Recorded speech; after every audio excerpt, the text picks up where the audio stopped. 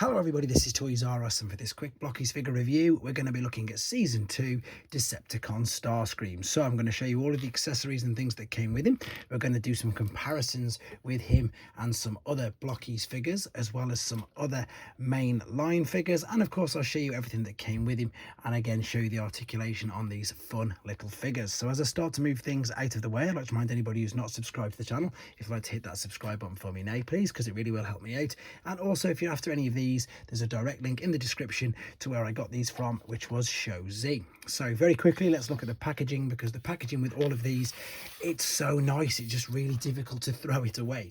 Now I've got the Chinese language ones, so you can get the English language ones as well. This is Season 2, and that is your cast of Season 2. So the chase figure in this was a shiny Grimlock Dinobot mode, but yeah, you get all of them if you buy the box, which is brilliant. So that's the main box. The little boxes they come packaged in, you've got the Decepticon on one side, which of course happens to be Starscream, and the Autobot on this side. You've got the beautiful reflective sheeny, really sturdy box. To be honest, there once again is the cast. I've done a couple of these already, and I'm going to go through them all before doing full collection videos as well. I'm going to move that out of the way, and what you get inside the packaging, you get a base for them to stand on, you get two sets of hands, they've got the open hands as well, you get some pretty much universal standard instructions, apart from the ones that are massively different. So that's the main part of the robots. They're pretty much all the same as that. Obviously the Dinobot is slightly different, but then for the other different figures, as you can see there, the difference with Starscream is the fact, of course, you've got the wings, etc. But I suppose the endoskeleton or the inside skeleton is pretty much the same. They also come with these brilliant little POG collector's cards, which I think they work and you can scan.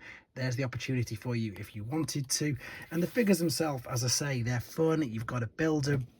You really can have a lot of fun with them. You can do the skybound thing with the Optimus and Megatron, where you can very simply just change the arms. I've done that on previous videos, etc. The null rays, etc., they come separately. Well, not separately, they come with the figure as well.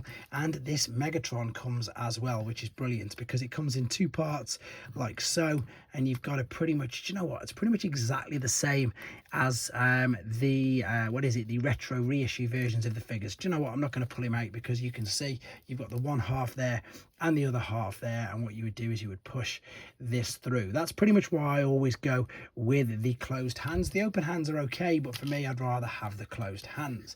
Now the detail on these, for them being as small as they are, is really good. They are slightly chibi-ish, just ever so slightly out of proportion, but that's what these are sort of aiming for. They're not like the classic class, which are, you know, much more screen accurate. The articulation on them though is fantastic. The head sculpt is brilliant. You can see he's got a bit of a smirk. It will look up and down, it will go all the way around pretty much, yep, unrestricted, no issues whatsoever. Arms are only restricted by the wings. I need to push that in a bit further, but they will go out, they'll give you the full T. So you can also see there's a bit of a hinge movement there as well. Swivel at the bicep, flexion at the bicep. The wrists will swivel because it's as simple as this. To change the hands over, again, I particularly don't like to display them like that. Unrestricted waist swivel, legs kick up, out to the back, etc. Ball and socket, knee bend, ankle tilt, rock. I think you get the gist. Very, very articulate for what they are. Of course, they do not transform though, so that could be seen in some ways as a little bit of a negative, but again, they're fun. They look great on a shelf. They pretty much are going to cover, I would imagine, every single one of the entire cast of figures, not just G1. They've done Transformers 1, they've done Rise of the Beast. They're doing everything, because I suppose what they're doing is striking whilst the iron is hot. And again, they do look good. There's various other versions you can get. You can get shiny versions, you can get reflective versions, you can get ones that even light up. This one's, as I say, just a standard one. Some of the ones that light up, you can see you flick the chest and they do exactly that. With regards to other figures, just how big they are, so this of course is the new deluxe quite small Optimus. I think, no, I was going to say I think that scales quite well, but no, he's just a little bit too big still for him. What we've got here, I've got a Generation 1 breakdown. All I'm going to do is just bring up a load of figures just to give you an idea of size. Of course, they're not supposed to scale together. It's just, as I say, to give you an idea. That's an Iron Factory Kill Bison.